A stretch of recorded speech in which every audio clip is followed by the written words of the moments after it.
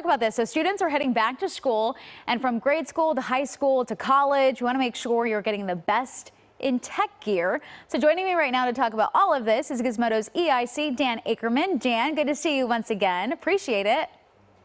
Glad to be here. Okay, so we want to talk about laptop. This is just taking me back. So when I had to go to the store and I was trying to figure out which one to get, should I get something that was refurbished? Should I go with something new? Should I get the smaller one? Should I go for a tablet? I mean, there's so many options. So let's talk about the student going to college. What do you think is the best thing for them? You know, I'm going to say for a long time, I've thought that that basic 13-inch MacBook Air is probably the most universally useful laptop you can buy. It's a little over $1,000, about $1,100 right now for the 13-inch version. They have a new 15-inch version that's $100 more, and that's, it's a little bit bigger. But the thing about these is they're rock solid, built like tanks, so they'll get you through all 4 years of college. That said, it's not just college students who have to worry about laptops anymore. You know, it's high school students now, and during the pandemic, everybody, even grade school kids were doing their schoolwork remotely from laptops and computers. So you have to kind of think about it for every kind of student now.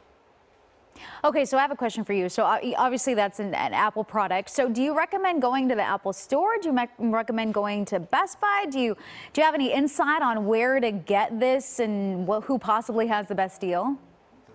You know, Apple Store is always a good retail experience, but I often find that if you go to Amazon or Best Buy, you might get about $100 off the suggested retail price of these. But Apple also offers student discounts, so it kind of balances out in the end. Oh, see, I didn't know that. I'm glad I asked you that question. Okay, let's talk about best budget-friendly phones out there. Also, do you have any insight? I'm hearing about this flip phone coming out, or maybe it's out already. I'm not sure.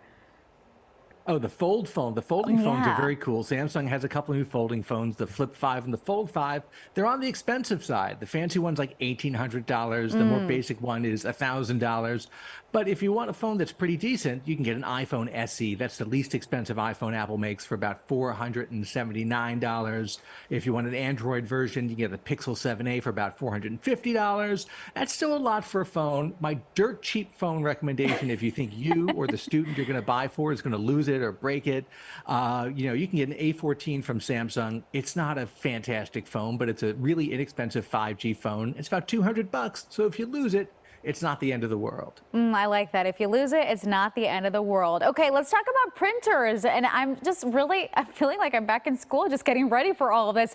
You have recommendations on the best printers out there right now.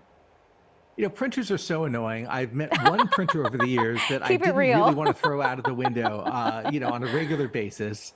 You should just get a low-cost laser printer. Brother makes a good one called the L2370. I bought one for my mother because they're so easy to use. They're about $159. You get them at Staples, get them on Amazon.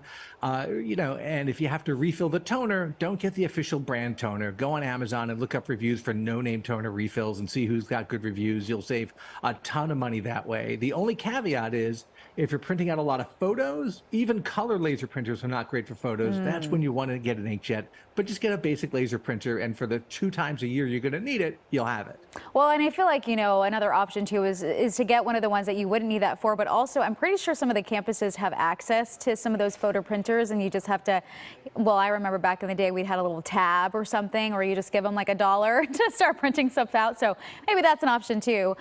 We live in this world full of cameras, right? So we have to have a camera to use for school. A lot of the laptops have web cameras, but if, maybe the kiddos don't like that, you have another option for them. Until pretty recently, most of the webcams built into laptops were actually really bad. They were very low resolution, even on MacBooks. Now on newer laptops, you're getting better webcams, but if you have an older laptop, it's just not going to look good. And when you're in a Zoom meeting or Zoom class, you can tell who doesn't have a good camera. So a good cheap one is the Logitech C920S. It's under $100. It's full HD. It'll plug into your laptop until you get a newer laptop with a better camera, like one of the new M2 MacBooks or something like that. That's a way to make sure you're not, the fuzzy person in the classroom. Okay, and we only have like 15 seconds left. You were going to do some quick mentions. For note-taking and reading textbooks, I really like the Kindle Scribe. It's a big e-ink reader. And for having some PC gaming fun without buying a gigantic PC gaming rig, Valve makes something called the Steam Deck. It's a handheld gaming PC. It's about $500. Look at you with all the deals. Thank you so much. I really appreciate it, Dan. You're welcome back anytime. My pleasure.